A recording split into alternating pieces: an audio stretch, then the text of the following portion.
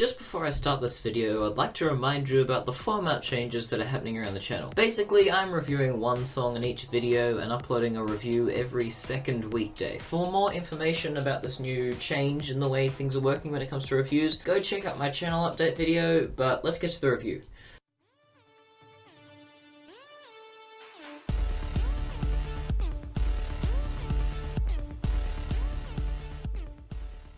So, here we have the first ever Monstercat track by the house titan known as Hellberg, and this track is called Stockholm. This artist is really the beginning of an era of Monstercat house. It is the beginning of what I like to call generic house. If you're looking for generic house on Monstercat, then Hellberg is your man. The quality of that house is debatable, but the quantity really is not. As a whole, I don't really like Hellberg. As I've said before, I look mostly for originality and uniqueness in music, and this style of house almost never has that, which is my biggest problem with Hellberg as an artist. For a long time, I felt like he was just playing the same cards, song after song, after repetitive house drop after repetitive house drop. And until recently, he was one of my least favorite artists. But I must say, recently, from around about The Girl onwards, he's improved a lot in my mind and has certainly found his own unique sort of groove in the house genre. But similar to Project 46, he started very weak on the label, so let's have a look at Stockholm. So the track starts off with a generic house beat, a minimal bass backing, and a heavily reverbed little chord progression. In a completely unexpected turn, around about 5 seconds into the song, there's what I think is a marimba that is introduced. It's really cool and it works nicely. It's certainly not what I expected to hear in a Hellberg song from album 3. The song then progresses by making a little fake build-up out of white noise, which drops by basically stripping everything out that was in the song earlier and adding a loud and very reverbed kick, which echoes in the background and sort of fades out after a little while. And this is a kind of unexpected and cool way for the song to go. A few seconds later, the main housey melody is added, and it's okay at best. It's pretty damn generic for a house lead, and just has that slight distorted white noisy party quality to it, which I've never really been a fan of. Luckily, the melody kind of has two layers to it, one being a faster, very simple piano chord progression, and the other being a much more, party rave sounding house melody. The two combine to make a slightly more interesting melody than just one of them on their own, but even together it's still a very generic and basic melody. Then a kick style house beat is added over that, and then suddenly, out of nowhere, pretty much everything is stripped and the first proper build-up starts. The build-up is pretty much just one little chord progression that builds from really quiet to loud and then drops. The chord progression is okay, it's slidey, it's more interesting than the melodies from earlier, but it's pretty high-pitched and can be kind of annoying to listen for me. This whole intro segment, it's okay. I like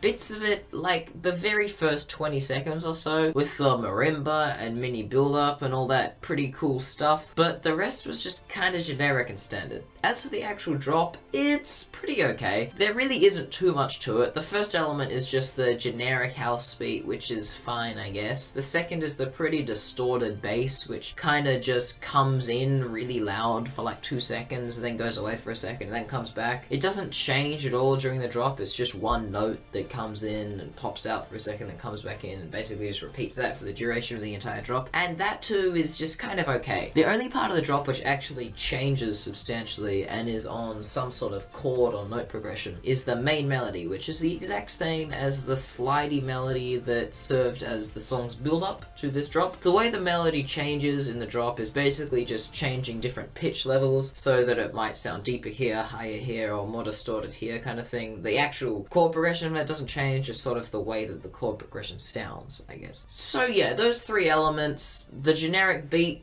the one note bass, and the slidey melody are pretty much all that make up this drop, and it's okay, I guess. It's well above something like Limitless, because the song has a much more decent bass, and the melody isn't just a ravey, housey party melody, which I really can't stand that style. Well, this song is a really significant improvement over something like Limitless. It's still not great, and I only just enjoyed this drop, but it is leaps and bounds better than what I was expecting from a Hellberg song this early on. The song goes out of the drop into another section that is, as far as I can see, the same as the housey party melody segment from before the drop. And again, this part is bad, but the fact that the melody has two layers somewhat saves it. A synth is introduced to accompany the piano segment of this melody, and it's okay, but But something interesting is that as the song goes along, this melody goes from accompanying the piano side of the main lead to the party side of the main lead and sort of swaps from one to the other, which is pretty cool, and it's an interesting way to progress this little breakdown segment. Soon, a generic house kick style beat is added in, and then out of nowhere, everything drops out of the song, and suddenly we're in a kind of orchestral strings segment. The main leads and melodies are replaced with strings and end up sounding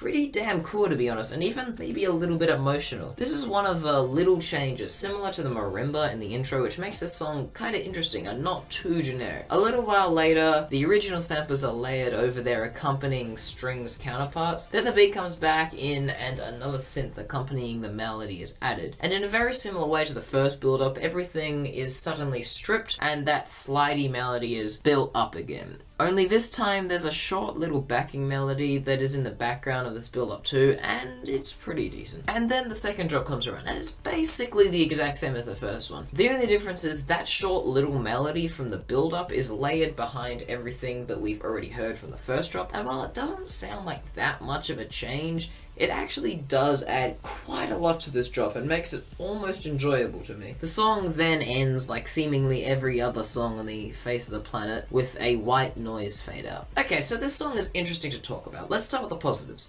The intro is pretty good. The marimba in the intro, the orchestral string segment in the middle is pretty cool, and the little melody addition in the second drop I really like. And the negatives are most of everything else. The worst parts were the off-drop party-ish bits, but the first drop is pretty boring too, and unfortunately those two things do constitute as most of the song. So while there are elements of this track that I can totally get behind, as a whole it's really not that good. So I'm going to be giving Stockholm a 4 out of 10. It was really close to being a 3, but here I can see that Hellberg was trying something pretty unique and some interesting things sometimes. So I marked it up on that. And I'm not 100% sure, but I think it's gonna be quite a while till we find a Hellberg song that I'll be giving a particularly high score in the future. So thank you for watching the first episode of the new format of MC Reviews. You can expect to see Pete's review of Victory by San Holo, which is one of my all-time favorite Monstercat tracks, up tomorrow,